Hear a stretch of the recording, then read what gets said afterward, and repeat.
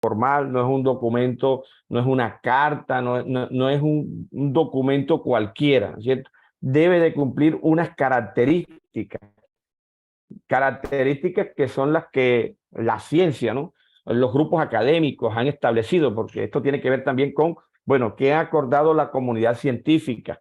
Y por eso, pues en los artículos científicos ustedes ven que tienen generalmente la misma estructura, pero no es lo mismo un artículo científico para las ciencias denominadas ciencias naturales, ciencias matemáticas, ingeniería, a un artículo de las ciencias humanas, las ciencias sociales, la psicología, la historia, la política. Es decir, dependiendo de la epistemología de la disciplina, ¿no? Hay algunas variantes, pero la comunidad científica, digamos, ha acordado unos parámetros generales que debe cumplir un documento científico, ¿cierto? Y por eso, cuando se mandan artículos a las revistas lo que hacen es revisar a los pares, y los pares lo que hacen es revisar si el artículo, el documento se ajusta a esos parámetros, ¿cierto? A esos parámetros. Varían cosas ya de estilo más bien, pero en cuanto a la estructura general, generalmente ya están dadas una estructura y unas normas y unas exigencias, ¿cierto? Entonces, bueno, lo primero, ¿cierto?, que hay que tener en cuenta al momento del proceso que ustedes van a emprender o que ya emprendieron, porque para hacer la descripción ya tuvieron que hacer esto, una investigación bibliográfica. Cuando se hace la descripción de la problemática, de la pregunta, pues usted tuvo que haber hecho esto, ¿cierto? Una etapa de investigación bibliográfica, ¿cierto? Y como plantea este autor, ¿cierto?, la calidad de eso depende de qué, de una revisión bibliográfica que sea pertinente, que sea rigurosa, exhaustiva, que sea eficaz. Y ahora, ¿qué es eso de investigación bibliográfica? Esto es cuando usted explora la producción que ya se ha producido sobre ese tema, esa producción académica, porque seguramente ustedes están hablando de pensamiento crítico, de problemas de didáctica, de problemas de la enseñanza de cada una de las disciplinas, de currículo, del tema de evaluación, del tema de competencia, y sobre eso hay muchos autores y hay muchos antecedentes investigativos. Es decir, ya hay todo un cúmulo de experiencias académicas, un cúmulo de artículos, un cúmulo de tesis, un cúmulo de informes que hay sobre eso. Entonces, esta primera etapa que usted va a realizar va encaminada a eso. ¿Cuál es el reto allí? Localizar esos documentos que le sean pertinentes, que sean eficaces, que sean valiosos para su interés investigativo, ¿cierto? Esos documentos, lógicamente, deben ser documentos lo más reciente posible. Sí, si todo eso se tiene en cuenta en una tesis también. Y ahí les sugiero que los autores que vayan a utilizar en este artículo y que los que vayan a utilizar para fundamentar ese capítulo 2 sean lo más reciente, porque generalmente de los últimos 5, máximo 10 años. Ahora, hay autores clásicos de clásicos que usted los va a recurrir, sí, pero esos autores clásicos de clásicos también los han revisado pues estudios mucho más actuales, ¿bien? Pero generalmente la bibliografía debe ser lo más actualizada posible, ¿cierto? Lo más actualizada posible. Y si usted está pensando graduarse en 3, 4 años, y si utiliza bibliografía 2010, de aquí que te gradúe ya tiene 14, 15 años, ¿cierto? Entonces ese es uno de los ejercicios que se hace cuando se revisa una tesis, cuando se revisan este tipo de artículos. ¿Qué tan actualizada es la bibliografía? ¿Cierto? Porque como es una revisión de ese cúmulo, pues lógicamente lo más actualizado sería lo más pertinente, ¿cierto? Entonces, eso es lo primero. ¿Hacia dónde nos encamina eso? ¿Hacia dónde nos enruta? Hacia conocer ese estado de arte, ¿cierto?, de lo que estamos investigando. Sí, eso nos permite empoderarnos teórica, conceptualmente de ese tema investigativo, ¿cierto? Y por lo tanto, pues a partir de allí es de donde nace ese interés investigativo de ustedes. A veces en estos procesos, y sobre todo aquellos que no tienen todavía claridad en la pregunta, la pregunta no va a salir o no le va a dar claridad si usted no aborda lecturas referidas a ese interés investigativo. A veces cuando se pone, ¿cuál es el tema de investigación? Y a veces confunden el tema de investigación con la pregunta. No. Y el tema de investigación es lo general. Yo voy a investigar sobre los estándares de ciencias sociales. Yo investigué sobre educación ambiental en mi tesis doctoral. Yo investigué sobre los estándares en ciencias sociales en mi tesis de maestría. Yo investigué sobre prácticas de enseñanza en la especialización. Investigué sobre la historia oral, recuerdo, en el pregrado, ¿cierto? Cómo sirve de aporte al proceso, a las ciencias sociales, ¿cierto? Entonces, fíjate, ese es el tema general. Entonces, usted tiene un tema y a partir de ese tema hace un rastreo bibliográfico y esa bibliografía, ese rastreo bibliográfico, esa lectura es la que le va a ir dando a usted como claridad. Ah, me voy a focalizar o me voy a centrar o me voy a mover hacia determinado campo, ¿no? Pero eso se lo va a dar en la lectura. Entonces, cuando uno no tiene como que claridad, la claridad no le va a dar, no va a salir o no va a encontrar esa pregunta si no hace un rastreo bibliográfico. Eso es indudable. Ahora, debido al avance, ¿no?, de los recursos tecnológicos, del Internet, de las plataformas, de toda una gran cantidad de información que hoy circula en la red, ¿cierto? Hoy encontramos innumerable información, ¿cierto? Pero toda esa información que está allí no nos sirve. Esa información que usted va a seleccionar para tener allí como referente, ¿cierto?, debe de ser información que sea válida o que haya sido validada por la comunidad académica, por la comunidad científica, ¿cierto?, que sean páginas muy seguras, de mucha confiabilidad. Usted no va a citar a Rincón del Vago, usted no va a citar allí a tareas.com, a monografías.com, no, porque esas no son páginas realmente que cumplen esa rigurosidad científica.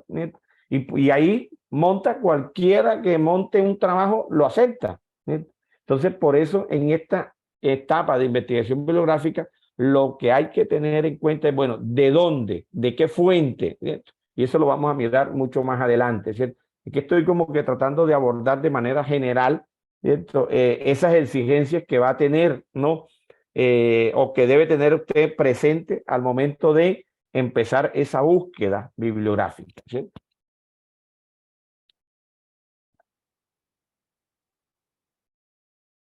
Bueno, van a requerir lógicamente el tema de fuente.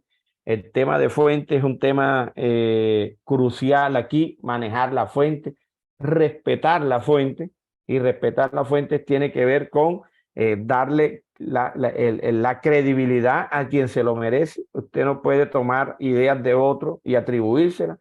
En este proceso escritural hay que respetar la fuente, la misma norma APA te lo exige.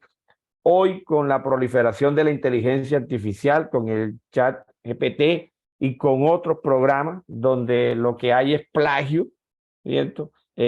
Ustedes deben de ser muy rigurosos con sus trabajos. Ese artículo debe ser un artículo propio, ¿no? Usted va a tomar como referencia autores, investigaciones, lo que han dicho otros, pero además de lo que han dicho otros, tiene que aparecer su voz allí y usted va a tratar de establecer unas regularidades, una semejanza, unas diferencias, una crítica a esos autores. Y eso es lo que hace que el artículo o que el documento sea auténtico, porque esas regularidades que usted encontró, las encontró usted después de una búsqueda bibliográfica. Esas no las había encontrado otra persona. Pero usted, su punto de partida fue una fuente, y esa fuente fue otro autor. Entonces, en ese sentido, es mejor evitarse algunos contratiempos allí que incluso dan para procesos disciplinarios en el tema académico, ¿cierto? Puede ser expulsión incluso por plagio, ¿cierto? Entonces, el tema de fuentes bibliográficas, las fuentes son la información que hay, que está ya relacionada con respecto a qué, a ese tema que usted está investigando, ¿cierto? Que por muy novedoso que sea, o por muy novedoso que usted lo crea, ya alguien lo investigó y ya alguien opinó. Otra cosa es que aún existen vacíos y usted quiere aprovechar esos vacíos para profundizar. Ah, bueno, eso es una... y esos vacíos los logra detectar usted a partir de la búsqueda y la lectura de esa revisión bibliográfica. Bueno, la fuente es confiable de donde vamos a recuperar la investigación, ya les dije, ¿cierto? Y para recurrir a esa fuente, pues lógicamente hay las bases de datos, las bibliotecas digitales, están los diferentes portales, están los diferentes repositorios. Yo me imagino que la universidad les permite o les tuvo que dar alguna clave, algún acceso a la base de las tesis, a los denominados repositorios, ¿no? Porque todos esos espacios, digamos, digitales, se convierten en un recurso valioso. Entonces, por ejemplo, Dialnet, Redalit, Cielo, ¿cierto? Que son portales que son avalados por la comunidad académica, fíjense, en los portales que usted debe buscar y en otros. Yo coloqué como ejemplo eso. Y ahí es donde usted debe de realizar esa búsqueda. Además, lógicamente, pues eso hablando de la información que está en Internet, pero usted también, lo que pasa es que ahí, bueno, está más accesible, más fácil, pero usted también debe buscar libros en físico. ¿Cierto? ¿Qué libros, qué autores han trabajado, han sacado últimas publicaciones que no están en Internet, pero que son libros? Imposible, yo sí, aquí dice, imposible que usted termine el doctorado y no haya comprado libros. Yo creo que es casi que imposible. Si ya quienes le apostamos a un proceso de este tipo académico, realmente la compra de libros ya queda como rutina, queda como costumbre, digamos, porque cuando están en estos procesos académicos es necesario comprar libros lo más actualizados posible de autores que son referentes de mi temática, ¿no? Porque no todo lo voy a encontrar allí en Internet. Y en Internet de pronto lo encuentro gratuito, pero yo tengo que buscar la información y a veces la información, como dice, cuesta. Entonces tendré que comprar determinados libros porque son fundamentales, porque hay un autor que es el experto en pensamiento crítico, experto en educación ambiental, experto en competencia, experto en la didáctica que yo estoy tratando de investigar y por lo tanto tendré que acceder a él. ¿Cierto? Bueno, los repositorios, las bibliotecas virtuales, lo que le decía, entonces allí, en estos espacios muy confiables, como se plantea, muy seguro, es donde yo voy a recurrir. ¿Cierto? Para buscar ¿qué? La información. Información de tipo académica que ya alguien la publicó. ¿Cierto? Bueno, ¿qué características debe de tener esa fuente que usted va a citar allí en el artículo? ¿Cierto? Y que va a citar en el transcurso de su proceso académico, en toda la tesis? Debe de cumplir, bueno, varios principios, pero yo voy a hacer énfasis en los dos. ¿Cierto? Uno ya lo he abordado, tiene que ver con la credibilidad, ¿cierto? Y credibilidad implica pues que, bueno, que la página, que el autor sea de confianza, sea reconocido, ¿cierto? Por la calidad de sus trabajos, por el reconocimiento que tiene en una comunidad académica, en una comunidad científica, ¿cierto? Entonces, ¿eso le da qué? Le da solidez a su trabajo, le da solidez en este caso al artículo, ¿cierto? Porque realmente es uno de los criterios pues, más interesantes que se exigen por las comunidades académicas, ¿cierto? Y el otro tiene que ver con la pluralidad, ¿cierto? Es decir, con la variedad de fuentes, ¿cierto? Que usted va a citar allí, ¿cierto? No, para el caso del artículo, no hay un número exacto de fuentes. Hay algunas revistas indexadas que sí exigen 40, 50, 60 referencias, pero sí usted no puede pretender que va a hacer un artículo con 5 fuentes o con 10 fuentes. No, requiere en este ejercicio, requiere tener realmente unas fuentes que sean confiables, que tengan credibilidad, pero que también en cantidad pues le puedan permitir a usted sustentar esas ideas en ese artículo. ¿Cierto? Entonces, y además que le van a tributar a que usted tenga una mayor argumentación, ¿no? En ese artículo, porque va a tomar referencias de distintos autores y distintas posturas. Y también, pues, que lógicamente esa pluralidad es una exigencia, ¿no? Es un rigor que demandan las revistas, que demandan los portales para poder publicar también un artículo. Y esa pluralidad y credibilidad no solamente la va a manifestar en el artículo, porque también el propósito del curso no es solamente que usted apunte al artículo, no, es que usted le queden las habilidades y los conocimientos para que usted lo aplique de aquí en adelante a todo ese proceso académico que usted, por el cual usted está transitando, ¿no? Bueno, la búsqueda, la revisión de literatura, la denominada revisión de literatura, ¿cierto? Ya el primer paso es acudir a la fuente, ¿cierto? La búsqueda de información. Ya tengo toda la información allí. Tengo los libros que compré, los que me prestaron, tengo todos los artículos que descargué, tengo todos los libros, tengo todos los capítulos de libros, tengo todo allí. Ese sería el primer paso.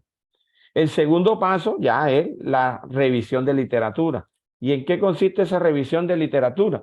Bueno, ya en empezar el proceso de lectura, ¿cierto? De lectura. Más adelante hay un esquema y a partir de allí van a hacer una actividad, digamos, mucho más concreto, ¿cierto? Pero esta etapa de revisión de literatura tiene que ver con, bueno, primero recolecto la información, la clasifico, la organizo, luego la valoro y a partir de esa valoración, pues hago una síntesis del contenido. Es decir, yo extraigo las ideas esenciales que voy a utilizar de determinado autor para argumentar en mi artículo, ¿no es cierto? Ese es el proceso, ¿sí? Ahora, lógicamente, cuando se hace esa revisión de literatura, se tiene que dar el respectivo crédito, ¿cierto? Sí, se deben mencionar esos autores. ¿Y qué autores? Los que son referentes en la disciplina, los que respaldan su investigación, porque ya han trabajado a partir en esa misma línea temática, ¿cierto? Entonces, esta etapa de revisión de literatura es colocar como en sintonía, en conversación a diversos autores y usted es el puente para poner a conversar a esos autores, ¿cierto? Usted es el que va a establecer las regularidades, los vacíos, lo que no ha investigado, los caminos que dejaron ellos para seguir avanzando en esa temática o en esa misma línea de investigación, ¿cierto? Ahora hay como un paso a paso o unos criterios para hacer esa revisión de literatura, ¿cierto? Entonces, primero sería seleccionar el material, ¿cierto? Ya lo hemos explicado, atendiendo la pertinencia, la rigurosidad. Fíjense, la actualidad, ¿cierto? La actualidad. Eso es lo primero que usted hace allí. Usted hace la lectura del libro, del artículo y ya la tiene ahí. Luego, ¿qué tiene que hacer? Ahora, estos procesos no son lineales. Usted puede ir haciendo varias cosas al mismo tiempo, devolverse. Pero lo importante es que usted vaya organizando ese proceso teniendo en cuenta estos parámetros, ¿no? Los clasifica, los organiza por tema, por subepígrafe, por subcategoría, los guarda en carpetas. Es decir, aquí también tiene que ver con la parte, cómo gestiona usted el conocimiento. Entonces, listo, yo vengo, estoy buscando, encontré este artículo, me lo leí, saqué 2, 3 citas de allí, miércoles, no descargué el artículo, no guardé el artículo, o lo peor, saqué las citas y ni siquiera referencié las citas. Y no hay peor lío para uno en estos casos que buscar ese autor después. Y ahí lo que hace es pierde tiempo porque realmente no hay una sistematización, no hay una organización previa. Entonces, si usted tiene todo bien organizadito, con identificadores, con carpetas, eso le va a facilitar la búsqueda y le va a permitir el avance rápido, ¿no? El proceso. A veces, si uno no guarda la cita, la fuente, puede ser el aporte muy valioso, pero si no tiene la fuente no lo puedes utilizar, porque si lo utilizas y no citas, estás infringiendo en plagio. Y cuando pasen eso por un programa antiplagio, pues lógicamente vas a tener complicaciones. ¿Cierto? Vas a tener complicaciones. Bueno, después de clasificarlo, de organizarlos en carpeta, en matrices, pues ya viene sí el análisis del contenido, la evaluación. Bueno, ¿qué dicen los documentos? Y según esos documentos, ¿qué voy a tomar allí? Y para eso, pues tengo que hacer un proceso, lógicamente, de lectura crítica, ¿cierto? Yo puedo ir elaborando resúmenes o síntesis de los documentos a nivel general, ¿cierto? O puedo ir tomando, o puedo ir registrando ya citas muy concretas, ¿cierto? Recuerden que la norma APA hay dos formas de citar, ¿cierto? ¿Quién me recuerda esas dos formas de citación desde la norma APA? Vamos a ver, ¿quién me la recuerda? Pues una es donde citamos el apellido, el Sí. año del autor en el texto. Esa se Y llama cita ¿de qué tipo? Cita esa Textual y parafraseadas. textual. textual, ¿cierto? O sea, Pues, eso es cuando yo tomo tal cual lo dijo Leandro, del libro, el artículo, y cito apellido, año, página de lo que lo dijo, ¿cierto? Esa sería una cita textual. Bien. ¿Qué otro tipo de citas puedo utilizar yo, puedo hacer yo? Parafraseadas. El parafraseo. Parafraseo. El parafraseo, ¿cierto? Y el parafraseo es cuando yo no tomo la cita textual, pero sí tomo la idea que dijo Leandro, pero le hago una reinterpretación, ¿cierto? Pero como la idea no es mía, sino de Leandro, pues también tengo que darle crédito a Leandro. Y allí la citación cambia. ¿Qué no va allí en esa citación? Que sí va en la textual, ¿qué no va allí? No va a la página. Perfecto. Bien, bueno, bien, ya veo que ustedes son pilosos y ese es el ejercicio que tienen que hacer. Antes de también empezar esto, lógicamente, y veo que ya lo tienen incorporado, es manejar la norma APA, es cómo se cita. Sí, yo no voy a afinar, es que voy a mirar cómo es que se cita, no, porque el proceso de construcción, usted en el avance, si no, eso es un total desastre el artículo. Entonces usted tiene que saber previamente, bueno, qué tipo de cita voy a utilizar aquí y cómo se hace para hacerlo adecuadamente. Entonces, generalmente las citas son de paráfrasis, o citas de tipo textual, ¿cierto? Y el artículo no es la suma de citas y citas y citas, ¿no? ¿Y dónde está lo que usted dijo? La voz del autor, del investigador. Y ahí es donde yo los expertos y las claves están en, bueno, yo cité a Leandro, pero ¿y qué tengo que decir de Leandro, de esa cita? Ah, que esa cita de Leandro es semejante a lo que plantea Pedro y Pablo y Miguel, porque en los tres coinciden es decir, es colocar como en sintonía allí las ideas de otro y yo tratar de agruparlas, criticarlas, desagruparlas, ¿bien? En ese sentido.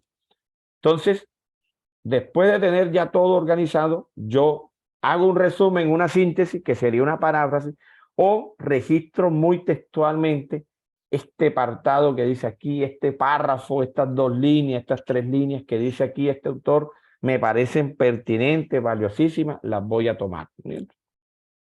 Bien, y cuando usted hace eso, al final de los 50, 60 documentos que usted seleccionó, usted va a decir, ah, bueno, pero yo definitivamente de estos 50, 60, estos 30 o 40 son los con los que me voy a quedar. Ahora les voy a dar una clave para seleccionar esos documentos, ¿cierto? Y bueno, si al final usted encontró 40, 50, pero esos documentos no cumplen los requisitos, ¿cierto? Entonces, ¿qué toca?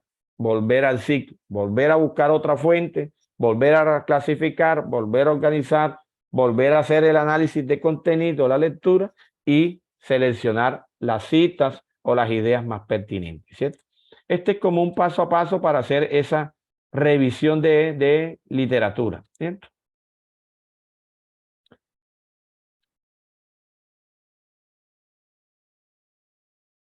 Elaboración de la bibliografía. Bueno, aquí ya esto no, lógicamente ustedes lo deben de manejar, ya. Si los documentos los cita, deben de aparecer también referenciados al final, ¿cierto? Y para utilizar, para hacer la bibliografía, pues usted lo puede hacer uno manual, ¿cierto? O la puedes hacer a través de los diversos programas que hay, a los cuales tú les insertas, ¿no? El título, el autor, el año, y digitalmente el programa te diseña, ¿no? Pero tú tienes que nutrirla, no te la va a hacer. Hay que nutrir ese programa para que automáticamente lo que le hace es organizar. Pero él organiza ¿qué? A partir de la información que usted le suministra. Si usted no le suministra la información, pues él mágicamente no le va a hacer la cita bibliográfica, ¿cierto? Bien, entonces todo lo que aparece referenciado en el documento, en el cuerpo del documento, digamos, en el cuerpo del documento, debe aparecer.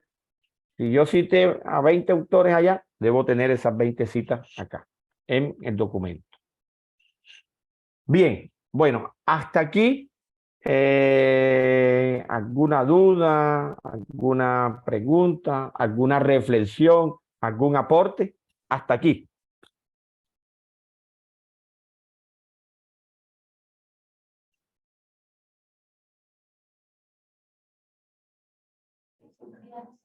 Pues doctor Lobo, un cordial saludo. Creo yo que sus recomendaciones son bastante importantes en este momento porque basado a eso, pues evitar un plagio y más en una tesis doctoral debe ser algo pues sumamente importante para nuestros trabajos de grado. Y pues también eso habla mucho como de la ética profesional o de la ética académica que pueda desarrollar cada uno de nosotros.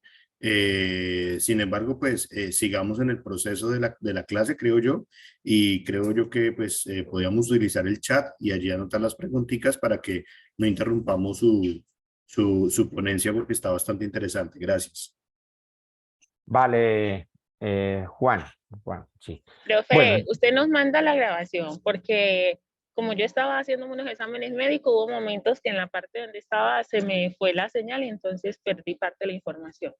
sí, yo ahorita Gracias. que finalice, les mando la grabación. Esta diapositiva, tal y como está, les voy a subir 2 documentos, les voy a subir las actividades que deben de cumplir en el transcurso de esta semana. Sí, todo el material, no se preocupe, ¿vale? Bueno, características de la redacción científica. ¿Sí? Aunque este tema lo vamos a tratar ya con mayor profundidad la próxima semana, ¿sí? Pero quise como que adelantarnos estos principios básicos, ¿no? 4 principios básicos que debe de tener o debe de cumplir, en este caso el artículo, pero también la tesis, ¿sí? Y que son la precisión, la claridad, la brevedad y la formalidad. Ya esto ya es en el segundo momento, ya esto es cuando ya yo me voy a sentar a escribir, ¿cierto? El proceso escritural, ¿cierto? Y en ese proceso escritural, entonces, atender estos 4 principios implica la precisión, ¿cierto? Tiene que ver con usar las palabras precisas, adecuadas, las que exactamente quieren dar a entender lo que usted quiere decir, ¿cierto? Recuerden que, digamos, el texto tiene que quedar tan preciso de que el lector pueda leer el texto y no le genere ninguna duda, no haya ninguna ambigüedad. Entonces, para ello, lógicamente, pues, debes de escribir de esa manera, ¿cierto? Para que no tenga el lector que voy a ir a un diccionario o voy a ir a internet a profundizar, que fue. No, en ese sentido, usar las palabras precisas, las que intentan o las que permiten plasmar la idea que usted quiere dejar allí en el documento, ¿cierto? Entonces, este proceso de precisión es pensando en el lector, ¿cierto? Ahora, recuerden que el texto es para una comunidad académica y esta comunidad académica, usted le da este artículo que usted va a hacer seguramente a un estudiante de grado 11 y de pronto no lo va a entender. Usted se lo da a un estudiante universitario y de pronto entenderá algunos apartados, pero habrá otros que no. Porque recuerden que va dirigido también a una comunidad académica, y la comunidad académica en la que usted hoy está es en un proceso doctoral. Entonces, por lo tanto, hacia allá debe de usted apuntar también con el artículo, ¿cierto? Lo otro es la claridad, ¿cierto? Y que lo permite leer, pues, lógicamente, desde lo técnico y desde lo conceptual, desde el saber disciplinar, ¿cierto? Pero que se pueda leer rápidamente, ¿cierto? Que es fácil de entender, que utiliza un lenguaje sencillo. Y sencillo no significa informal, no. Sencillo significa de que se pueda entender dentro de la complejidad, lógicamente. Y eso es cuando yo construyo las oraciones bien, cuando construyo cada párrafo, cuando le voy dando una hilación entre párrafo y párrafo a través de unos conectores, de unos puentes. Es decir, ya estos son normas de estilo, ¿cierto? Que es donde está la exigencia, ¿no? Escritural. Por eso a veces, pues cuando usted quiere plantear una idea, usted a veces la plantea de manera oral o verbal muy bien, pero cuando te piden escribirla, pues ya ahí viene el problema, porque realmente pues el proceso escritural demanda, ¿no?, una serie de habilidades, y que esas habilidades se adquieren es en el proceso, en la marcha. Si uno no se siente a escribir, no adquiere esa habilidad. Es decir, eso es haciendo como se va perfeccionando, ¿sí? Y ustedes mismos se van a dar cuenta en este proceso escritural que van a empezar de la tesis, ¿sí? Al final, cuando estén seguramente por allá analizando los resultados, pues van a darse cuenta de que el gran avance que van a tener ustedes. De pronto ahora, al momento de escribir ese primer capítulo, les está costando. De pronto ahora que vayan a escribir este artículo, les va a costar. Pero en la medida en que empiecen, ya eso se va a volver pues como que una habilidad que usted va a poder adquirir, ¿cierto? Y que va a poder potenciar, ¿no? Bueno, la brevedad, que significa incluir lo pertinente en el artículo. No vas a dar muchos rodeos, ¿cierto? Como se dice, sino que vas a lo breve, y tiene que ver también con lo preciso, ¿no? Entre la manera, sin dar tantas vueltas a las ideas, ¿cierto? Porque si das muchas vueltas a las ideas, eso te va a generar un volumen de páginas mucho más amplio. Y recuerden que estos artículos también tienen una exigencia, y que es el límite, ¿no?, de las páginas, ¿cierto? 10, 12 páginas, entre 8 y 10, entre 10 y 15, en fin, ahí depende también de las revistas, pero generalmente está entre 10 y 15, ¿cierto?, páginas, ¿cierto?, cuartillas. Entonces, si yo soy de los que da mucha vuelta para decir las cosas, pues eso va en contra de este principio, ¿cierto?, que es la brevedad, ¿sí? Y también, pues lógicamente, en la medida en que genere muchas vueltas, pues puedo confundir también al lector. Y lo otro, la formalidad, ¿cierto? Es decir, ahora rato hablamos de que sea sencillo, pero eso no le quita la formalidad. Y la formalidad es emplear el idioma bien adecuado, ¿cierto? El tipo de conceptos, de palabras. Ahí evitar esas expresiones muy cotidianas, muy populares, ¿cierto? Muy dadas en las relaciones que tenemos y en las conversaciones que tenemos, ¿cierto? Es muy diferente ese artículo científico. Sí, eso, aquí es fundamental también entender eso, ¿cierto? También recuerde que tiene que ver con la forma, ¿no?, impersonal que tiene que estar ahí en ese documento también. Eso de que hice o hicimos o recolectamos. Es decir, en fin, hay que tener en cuenta que vamos a hacer énfasis en la próxima semana en esta parte ya mucho más, tiene que ver con la lingüística, ¿no? Bueno, eso es... Ahora, retomando lo de la fuente bibliográfica, la sistematización, ¿cómo se gestionan esos datos, ¿cierto? Y gestionar, pues, significa de cómo hace una búsqueda rápida. Y esa búsqueda rápido, para hacer esa búsqueda, ¿no? Tiene que ver con la organización. Es el primer principio. ¿cierto? El primer principio. Y hoy en día el problema no es la información. Hoy en día el problema es la calidad de la información. ¿cierto? Porque en Internet, les decía, hay enorme información, pero bueno, esa información, ¿cuál me sirve? ¿Cuál desecho? Porque no es pertinente. Pero también la organización tiene que ver con cuando la descargo, yo empiezo a descargar y descargo información y descargo y la dejo allí y no la organizo por carpeta, no la organizo por categoría, no la organizo por epígrafe, por autores, en fin, por temática. Y esta organización no existe un formato, no existe esta organización ya usted mismo la debe de implementar, ¿no? ¿Cómo usted logra entender más ese flujo de información? Por ejemplo, si vas a tener 40, 50 referencias, ¿cómo las organizas? ¿Cierto?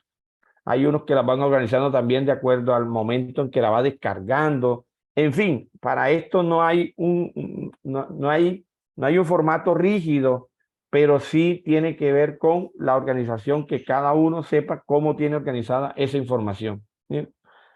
Bueno, y para organizar, ¿es cierto? Es la habilidad para determinar aquí qué es lo imprescindible, qué es lo relevante, qué es lo útil y qué información realmente no me sirve y la puedo descartar. ¿cierto? Se llama discriminación de la información. ¿cierto? Y en esa discriminación yo voy depurando esa información, voy depurando esa fuente, qué autores me sirven, qué autores no, qué información me sirve y qué no. De acuerdo a qué establezco yo esa depuración y esa pertinencia, de acuerdo a mi interés investigativo, sí, de acuerdo al tema. Yo no me puedo desviar y por eso les decía, ustedes tienen que definir una categoría muy precisa, porque usted en el artículo no me va a hablar de todo el aparato teórico y conceptual de su investigación. Usted tiene que elegir, ¿cierto?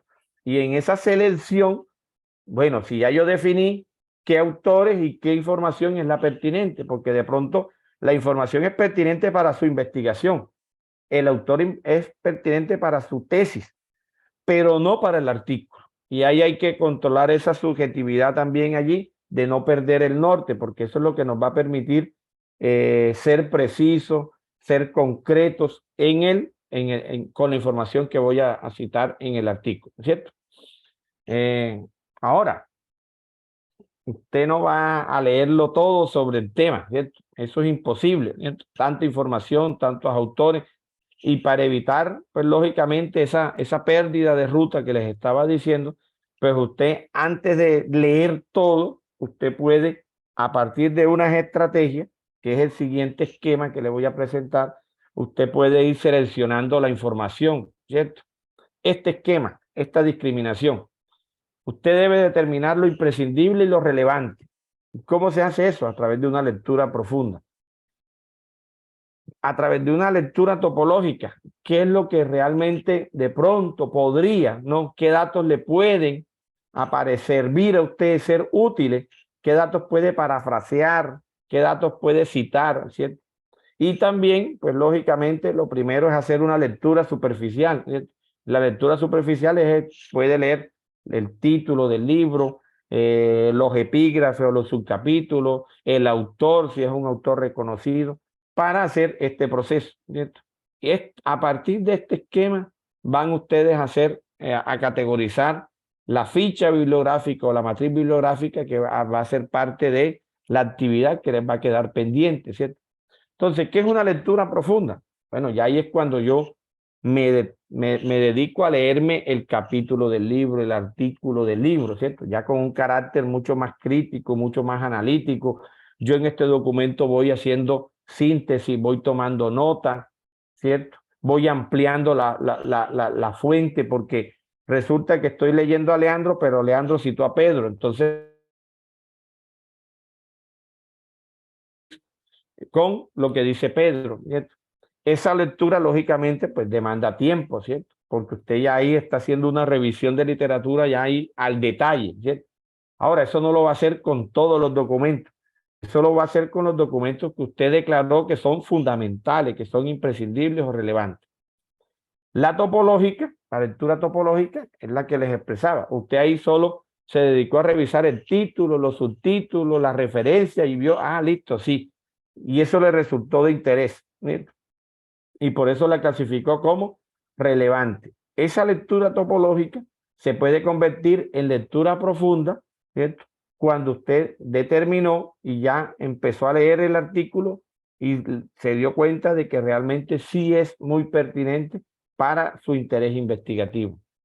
Y la superficial, pues lógicamente allí son esos artículos, esa información que usted le podría, no tiene la certeza, ¿no? Y usted lo que hace es una revisión, pues lógicamente tiene que ser una revisión crítica, pero no tan detallada, sino que muy general. Y en esa lectura superficial, usted decide, no, definitivamente no me sirve, o definitivamente esta lectura superficial se puede convertir en una lectura profunda. Es decir, yo puedo tomar un artículo y por encimita lo leo. Y si yo veo que sí es pertinente, lo paso a una lectura profunda posteriormente. Si veo que no me sirve, la desecho y le hago caso omiso a esa información, es decir, la descarto desde enseguida. Vuelvo y repito, todo depende de qué, el objetivo de la búsqueda, el objetivo de la información. Y el objetivo de la información me lo da el interés, el propósito, el tema que yo estoy investigando, que yo estoy indagando, y ese es el criterio que yo voy a tener en cuenta. Ese es el rasero que yo voy a tener en cuenta. Porque la información puede ser muy valiosa, pero si no se relaciona con mi interés del momento, pues lógicamente la desecho, ¿cierto?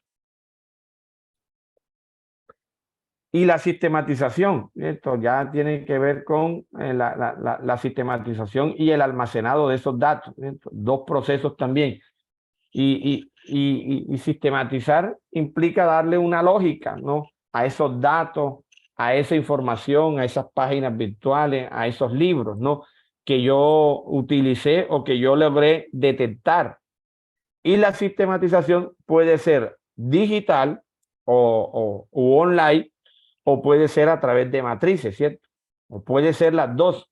Yo tengo la sistematización digital en carpetas y luego a esa carpeta macro le voy generando unas subcarpetas, pero también, sobre todo en la lectura profunda, yo tendría que hacer una lectura ya utilizando matrices, ¿cierto? Matrices. Y en las matrices, pues existen muchas matrices para revisión de lectura, ¿cierto?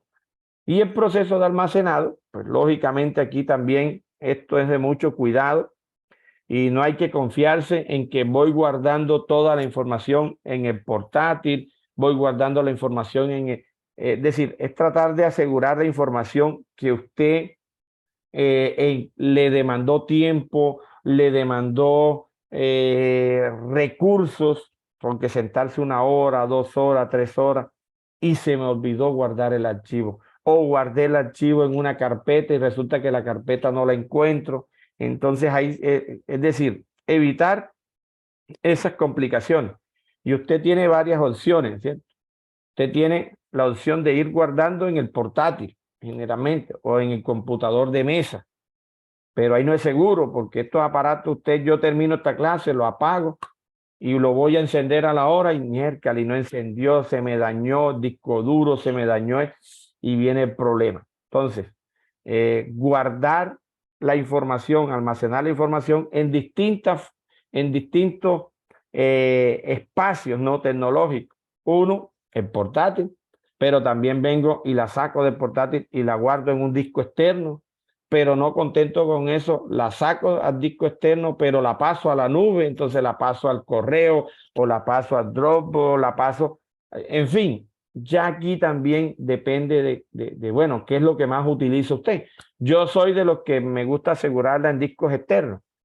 El otro la asegura en memorias, el otro la asegura en correo, en fin.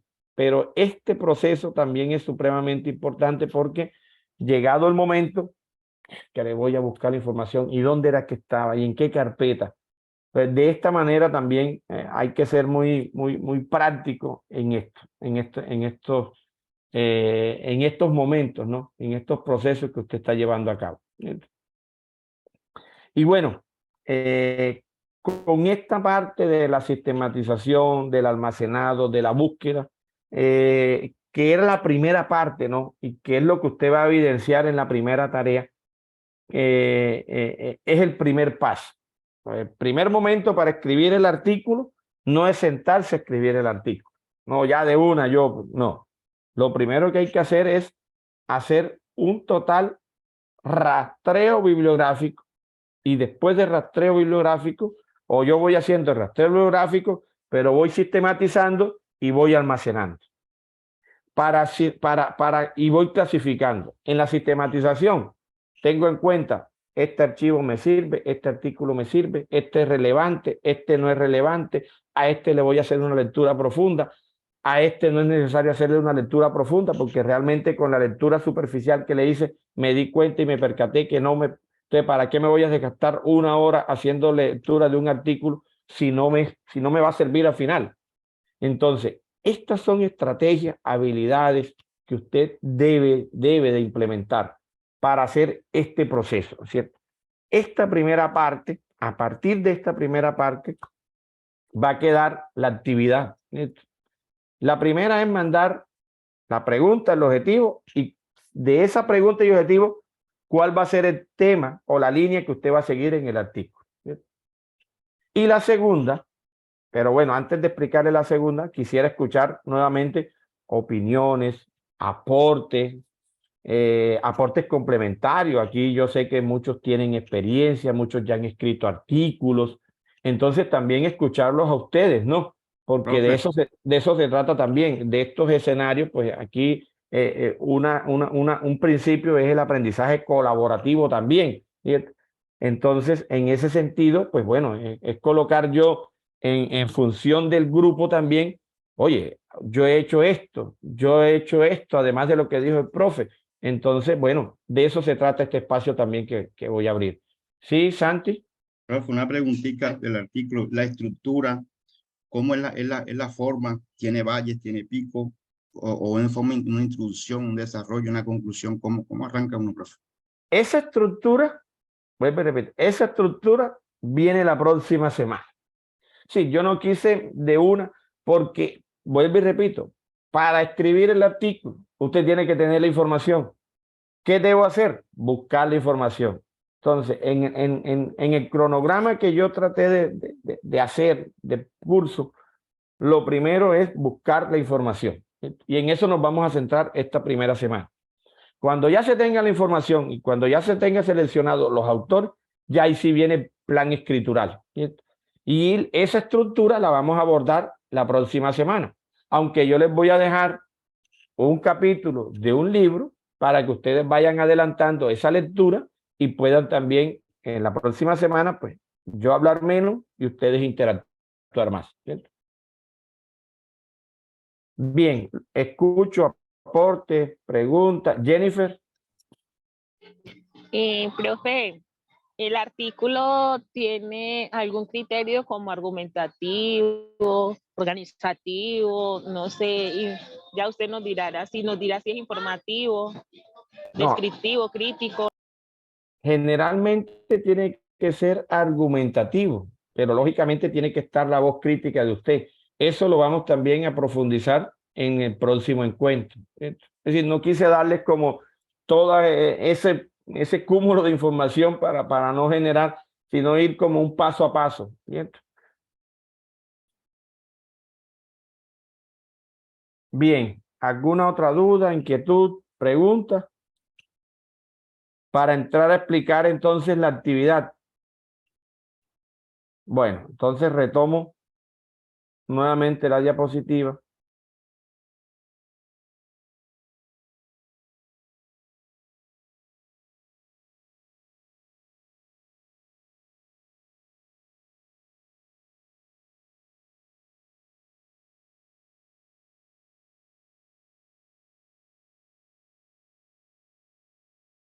Bueno, aquí está la matriz.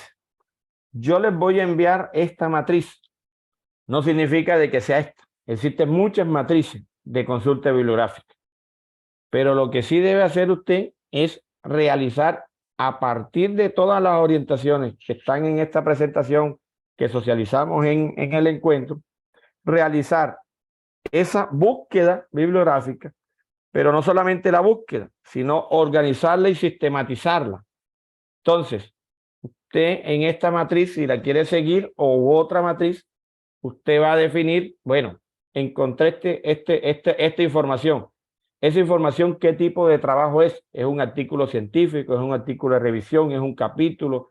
¿Es una tesis? ¿Qué tipo de trabajo es? Identificar posteriormente los autores o el autor, el título, las palabras clave, la fuente. Es decir, ¿de dónde? De una biblioteca, de un portal, de un repositorio, de un libro en físico. ¿De dónde? ¿Cierto? La referencia APA, es decir, cómo se referencia ese documento, ¿cierto?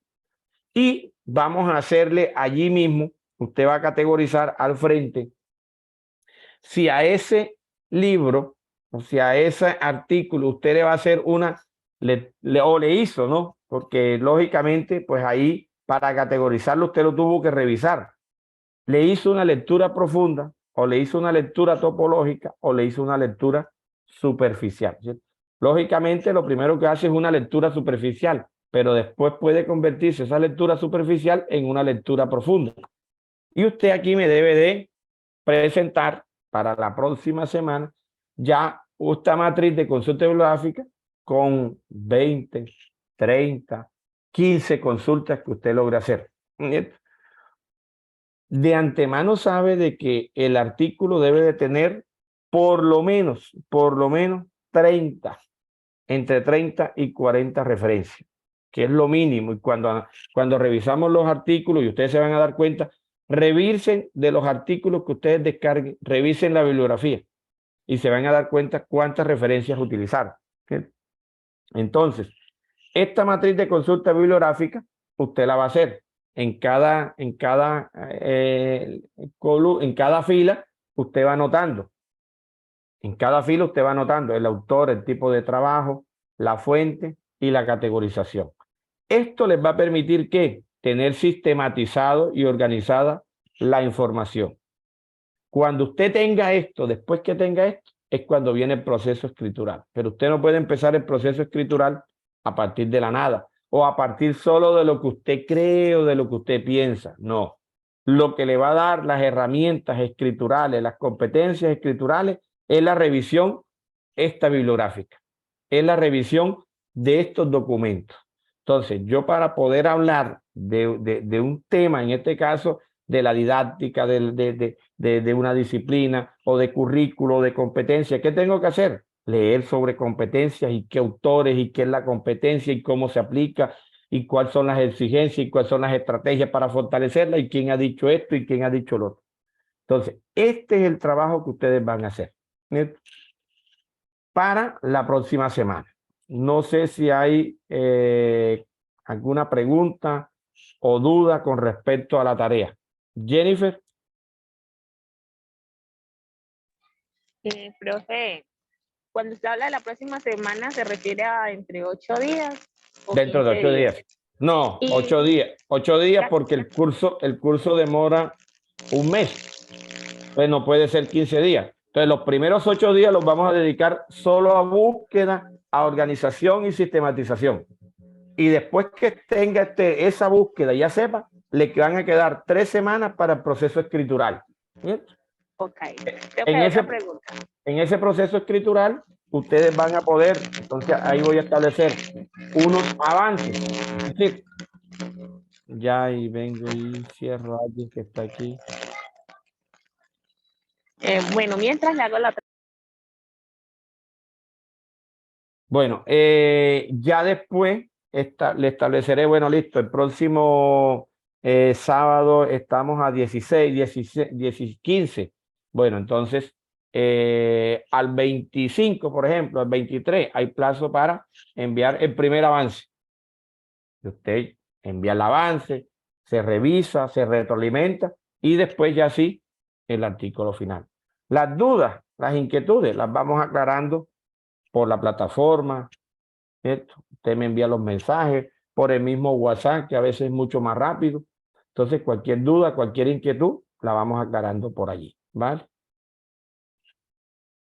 Sí, Jonathan. señor, otra pregunta. Jennifer, Cuando dime. usted nos dice X cantidad de referencias bibliográficas, por ejemplo, yo leí a Leonardo Lobo por allí en su artículo, su texto, y pues no tomé nada, sino que pronto tuvo una idea que me generó otra idea a mí para profundizar, pero no la vi como necesaria para citar, sino ya argumentar la idea que me surgió a mí, la escribo y todo. ¿Hay necesidad de citarlo a él o no? Porque a veces nosotros leemos superficial o profundamente y no me da como mucha confianza o no me interesa o no va acorde a lo que yo quiero, entonces no lo tomo, pero consulté a esa persona.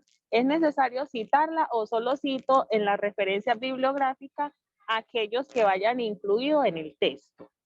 Sí, los que van directamente incluidos en el texto, sea a través de las citas textuales o del parafraseo. Esos son los que vas a citar. Ok, profe, gracias. Jonathan.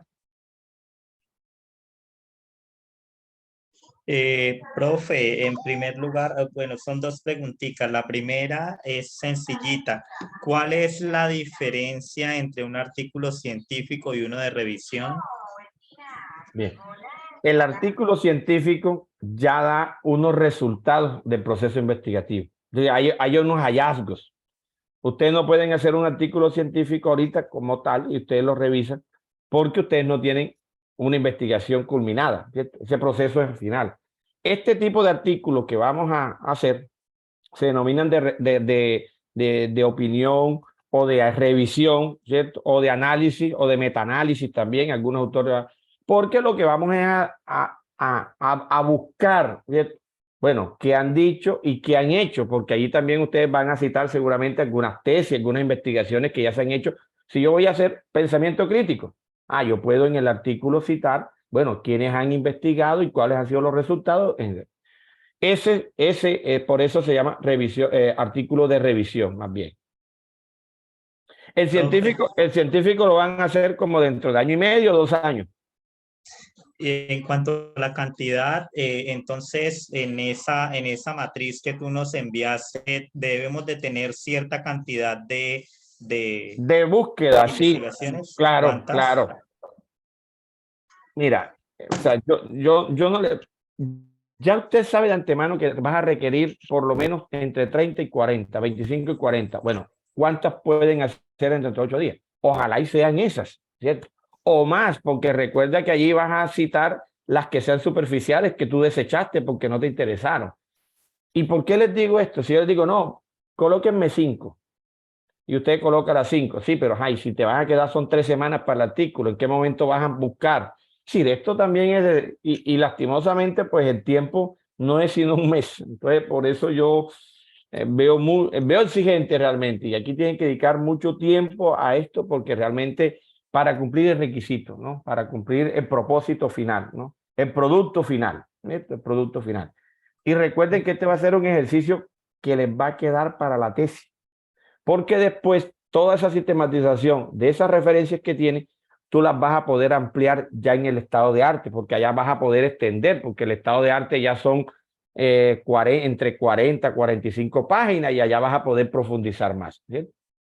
Entonces, este es un ejercicio que te vas a tributar y vas a adelantar trabajo. Cuando empiecen investigación 2, ya ustedes van a decir con el profe, bueno, no, pero mira, si ya tenemos este autor, hicimos esta búsqueda y ya van a poder avanzar más en ese proceso. Profe, una última pregunta. Entonces, ¿dentro de 8 días habrá clases? Sí, claro, porque ya dentro de 8 días viene la sesión ya dedicada ya más a la cuestión de la estructura, del estilo, ya más de la forma del artículo, ya la parte escritural, ¿cierto? Hoy fíjate que abordamos solo unos principios, pero muy generales, de precisión, de brevedad que debe tener el artículo, pero nos hace falta ya entrar ya en profundidad en lo que bueno, cómo escribo un artículo, qué elementos debo tener en cuenta, ya la parte sintáctica, la parte lingüística, ¿cierto? Eso es dentro de 8 días, ¿vale?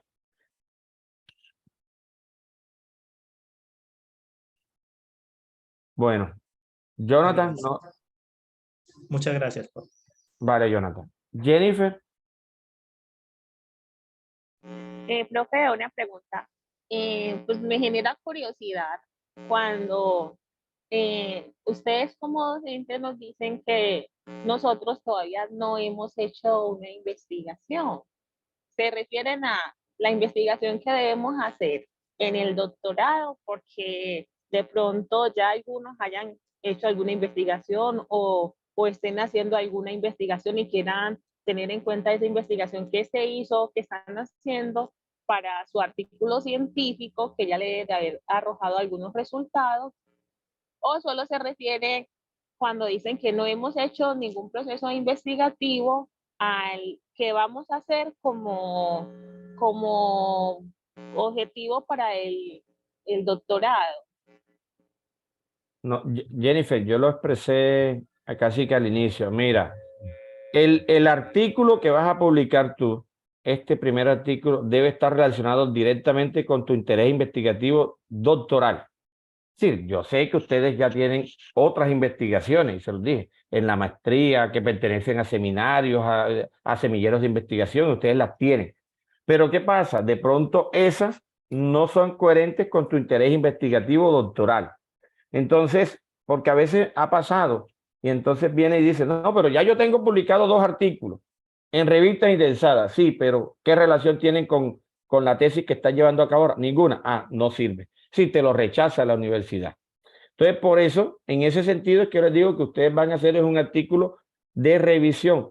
El artículo con la investigación, me refiero a la investigación doctoral, y tú lo vas a publicar por allá dentro de 1 año y medio, 2 años, 2 años y medio, cuando tengas implementada, cuando ya hayas hecho todo el trabajo de campo y tengas todos unos datos ya sistematizados y tengas todo un análisis y unos hallazgos ya.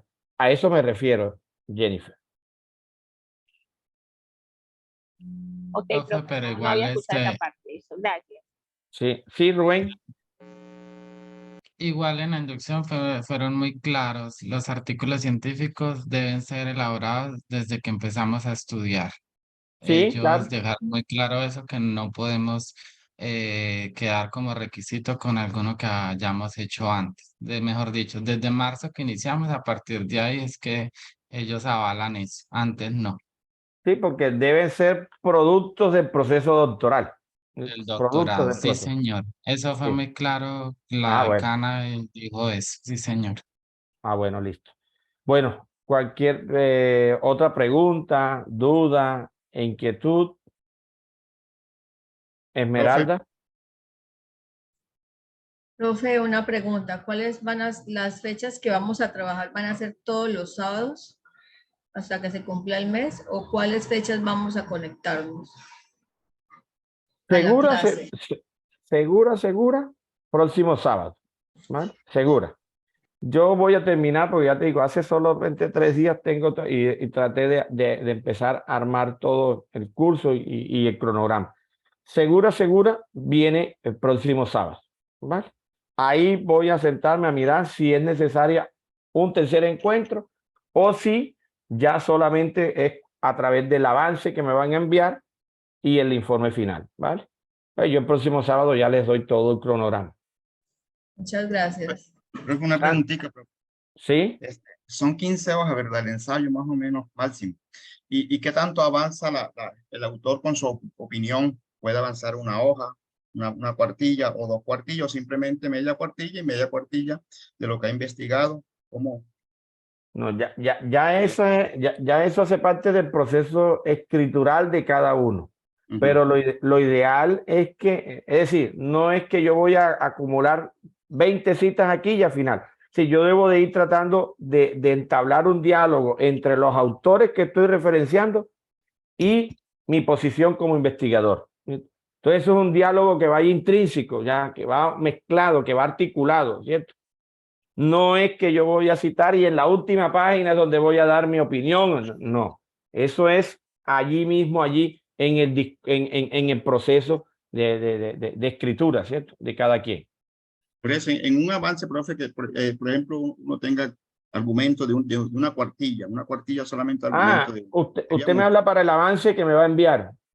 No, profe, en el hacer artículo, por ejemplo, yo en mi opinión, después que lea los 20 autores, referenciándolo a ellos, pero en un caso que mantenga el diálogo una cuartilla o una hoja, ¿podría mantener eso o es demasiado? Es que no existe, digamos, no existe en ese sentido un número de hoja o un número de párrafo.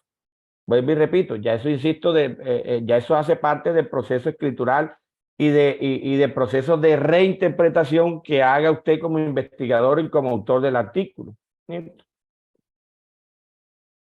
Ya eso es subjetivo. Jonathan. Profe, entonces, para dentro de 8 días tenemos que tener listo la matriz, que sería la segunda actividad. Sí. Y tenemos que tener listo la pregunta, el objetivo y el tema de interés de investigación del artículo. Ahí no me quedó claro qué es. O sea, ¿es un texto acerca del tema? No, por ejemplo, tu pregunta, Jonathan, sobre qué es, Jonathan. A ver, me salgo un poquito de Sí. la pantalla. Bueno, dice, ¿cómo fortalecer la transversalidad curricular del PRAE, Proyecto Ambiental Escolar, en los grados de bachillerato de la institución educativa técnica comercial ITECOM a través del modelo didáctico basado en resolución de problemas? Bien, tú tienes 3 categorías ahí, te las logro detectar. Uno es transversalidad curricular, ¿cierto? Sí, el otro tiene que ver con los PRAE, ¿cierto? Proyectos ambientales. Y el otro tiene que ver con la salida que tú estás visionando. Y la salida que tú estás visionando es, al final, ¿cómo es? Resolución de problemas. Resolución de Modelo problemas. didáctico por resolución. Listo. Pues tú me vas a decir la pregunta. Tu objetivo, ahora te pregunto, de esos 3 líneas gruesas, fíjate que son 3 líneas grandes, amplias, ¿en cuál quisieras tú hacer el artículo? Sobre la transversalidad. Bueno, listo. Entonces, tu línea de interés para el artículo es la transversalidad curricular. Y listo ya. Eso es lo que me vas a enviar. ¿Por qué? Porque es que tienen que definir, la línea la tienen que definir ya, para poder hacer la matriz y empezar la búsqueda. Porque si no está definida la línea, ¿sobre qué voy a empezar yo a investigar? A consultar fuentes. Entonces, ya tú sabes que tú vas a irte a transversalidad curricular. Bueno, todo el tema de currículo, los diferentes enfoques de currículo, hasta llegar al enfoque de transversalización de currículo. ¿Cierto? Fíjate, esa es tu línea. Y a partir de esa línea tú vas a buscar autores, investigaciones, tesis y de todo sobre eso. No sé si los demás entendieron esa para precisar. Cada quien tiene que hacer ese ejercicio, tal como lo hizo Jonathan allí. ¿Vale? Por eso yo desde el principio les dije, deben de tener la pregunta muy bien definida para partir de la pregunta definir la línea. Pues, profe, es que la primera tarea prácticamente se toma de lo que hicimos en investigación 1. Sí, ¿cierto? claro. Obviamente, entonces ya está realizado. Ya está lista. Y el segundo es realizar la matriz de acuerdo pues a eso que uno ha definido. Ok. Perfecto. Que de hecho pues uno ya ha consultado, porque por ejemplo Sí. en investigación 1, yo por Claro. ejemplo y todos mis compañeros ya han leído, ya han consultado este material y ya tienen varias fuentes. Entonces hay que registrarlas en esa matriz. Claro, porque para hacer la descripción que ustedes hicieron del problema, seguramente el tutor les exigió, bueno, listo. Por ejemplo, ¿quiénes han hablado de PRAE? ¿Y qué es el PRAE? Entonces seguramente que Jonathan tuvo que recurrirse a documentos de ministerio, a autores que hablan de educación ambiental, a investigaciones que haya muchas sobre PRAE, y él las tuvo que citar o referenciar en esa descripción. Porque ese problema que está investigando cada uno de ustedes tiene ya ha sido investigado en un orden nacional o en un orden internacional. Incluso yo exijo en investigación 1 que referencie tanto autores nacionales como internacionales. Es decir, esto también es un proceso lógico. que viene de lo general a lo particular. ¿Qué se ha dicho a nivel internacional? ¿A qué autores hablan a nivel internacional? Y voy a tomar como referencia la línea de Jonathan. ¿Quiénes autores internacionales hablan de currículo y de currículo transversal? Ah, bueno, listo. En Colombia, ¿quiénes hablan de currículo transversal? El ministerio tiene algunas orientaciones para el currículo transversal. Fíjense. En mi territorio, es decir, ya me voy a lo más local o regional. ¿Quién se ha hablado sobre currículo? ¿Bien? Y hasta aterrizarlo a la institución donde hay la problemática. Fíjate, ese orden lógico tuvieron ustedes seguramente que hacer en investigación 1.